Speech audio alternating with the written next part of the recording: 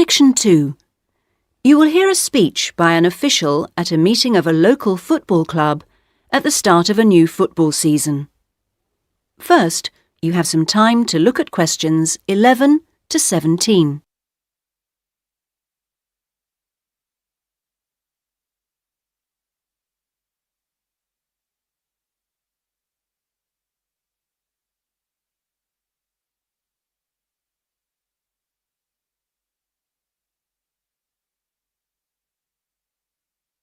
Now listen carefully and answer questions 11 to 17. Good evening, everyone, and thank you for coming to the soccer club meeting. It's good to see so many parents and children here tonight, and I know you're looking forward to a great football season. Now, I'd like to take a few minutes to tell you about some changes to the soccer club for the coming season. Now, this season, we'll be playing all our matches for both the junior and senior competitions at Kings Park, instead of Royal Park, which was used last season. Now, for meetings, we're going to use the clubhouse in Kings Park, and the next meeting will be held in the clubhouse on the 2nd of July. As usual, we hope to begin the season with a picnic next Saturday at the clubhouse. Please try and come to the picnic, as it's always good fun. At the last week of the season, we usually have a dinner and presentation of prizes to the players, and more information about this will be given to you later in the season. This season, we have more teams than ever. We hope to have 10 teams instead of 5 in the junior competition, and they'll play on Saturday mornings beginning at 8:30 a.m. Training sessions will be held in Kings Park on Wednesday afternoons for the juniors, and they will be wearing red shirts again this year. In the senior competition, there'll be 4 teams, same as last year, and their games will be played on Saturday afternoons starting at 2:30 it will be at a 2 o'clock start, and the training session for seniors is planned for Sunday afternoons. Before you hear the rest of the speech, you have some time to look at questions 18 to 20.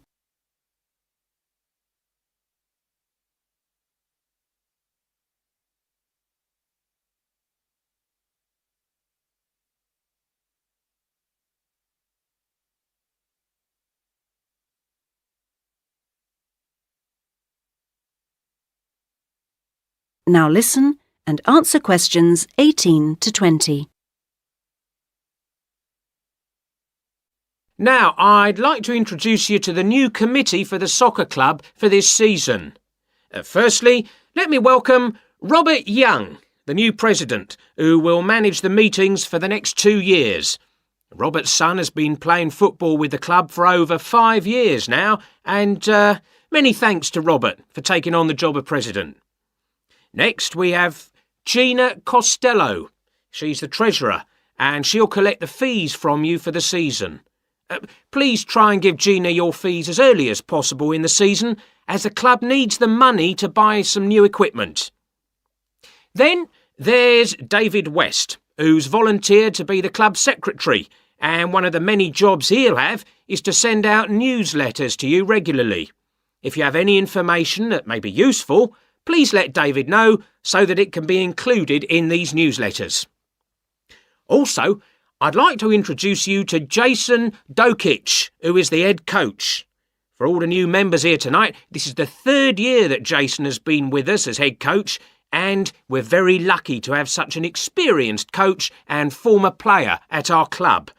He will continue to supervise the teams at training sessions and on match days. Now, before we finish and have some refreshments, does anyone have any questions they'd like to ask the new committee? That is the end of Section 2. You now have half a minute to check your answers.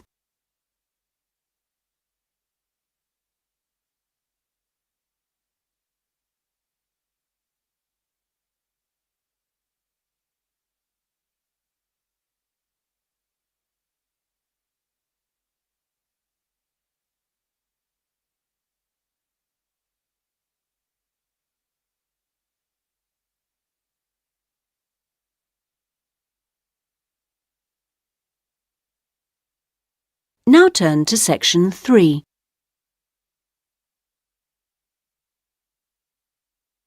Section 3. You will hear a tutor and 2 students discussing a business case study. First, you have some time to look at questions 21 to 24.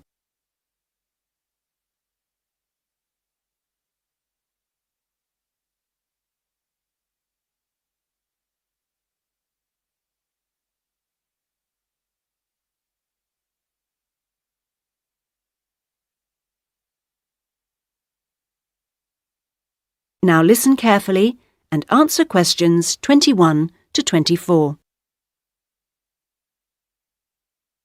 Right, Jason and Karen.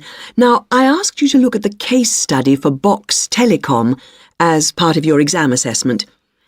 It's interesting because they're in the middle of problems at the moment, and I want you to track how they deal with them. Let's start with you, Karen.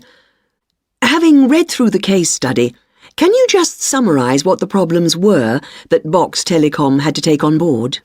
Well, of course, what first came to their attention was that despite a new advertising campaign, they were suffering from falling sales, and this is something that had many causes. On top of that immediate problem, what had also happened over the last 2 years was that although they had invested in an expansion plan, they had to face up to increased competition. And before they had a chance to get to grips with the effects of that, they were stalled by a strike. And it was just when they were thinking about making a colossal investment in new machinery for their plants. So they were really in trouble. Yes, I think that's fair. And Jason, now you contacted the company, didn't you? What did the company define as the reasons for these problems? Well, I think they've hit on the right things. It would be easy to say they had invested too heavily or at the wrong time, but in fact the signs were good, and what they were set back by was high interest rates. At the same time, their longer-term problems, which were affecting their market share, were eventually credited to poor training, and having looked at the details in their last report, I think that's right. Before you hear the rest of the discussion, you have some time to look at questions 25 to 30.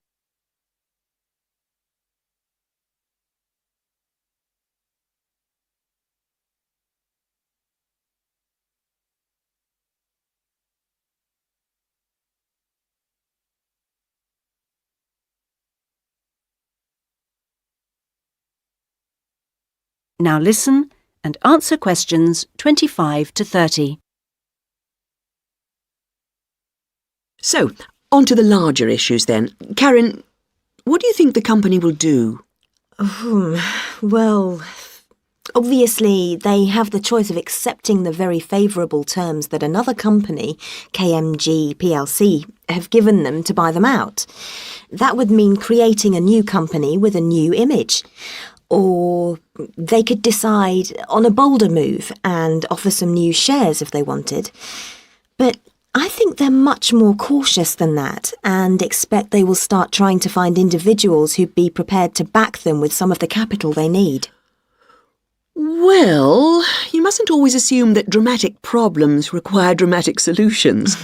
Sometimes there's a simple fix, such as changing the guy at the top. If they truly are cautious, then I suspect they will seek to shut down some of their shops. But a more ambitious approach, and one which I think would have more chance of success, would be to alter how they're running things, the management layers and the processes. So, in your analysis, try to think of all the options. Jason? Yes, it's interesting because I found it a really useful company to study. Its problems cross all types of industries, and it's lucky it's so big. A smaller or even medium-sized company would have gone under by now. Well, in fact, what I want you two to do is to go away when we've finished our discussion today and write a report. We've looked in general at the telecommunications market in the UK over the last few sessions, and I want you to take Box Telecom as an example and suggest some ways in which they might overcome their problems, and outline the reasons why you think as you do. But try and keep it intrinsic to the company rather than dragging in other examples. Is that okay, Karen? Yes, I think I can do that. Personally, I've got great hopes for it. I think it will recover. That advertising campaign they did was very strong, and they're very innovative with their products. They set new trends. The company's got to recover, don't you think, Jason? I'm not sure. I think it can, but it's not a foregone conclusion unless they manage to attract the right level of investment. The company definitely needs a boost, and to attract more highly skilled workers if their recovery is to be long-lasting. When I was talking to the marketing manager, he said to me that he thinks the company had got a great management team. But he would say that, wouldn't he? But they are suffering from having to work with outdated production machinery, and that could cost a lot to put right. Well, personally, I think the stock market is to blame. I think they were expecting too much of the company, and then inevitably it looked bad when it didn't perform. The market should have had more realistic expectations. And I disagree with you about the advertising campaign, Karen. That's where they could do with some innovation to get sales kick-started. Anyway, let's see what you come up with those. That is the end of section 3. You now have half a minute to check your answers.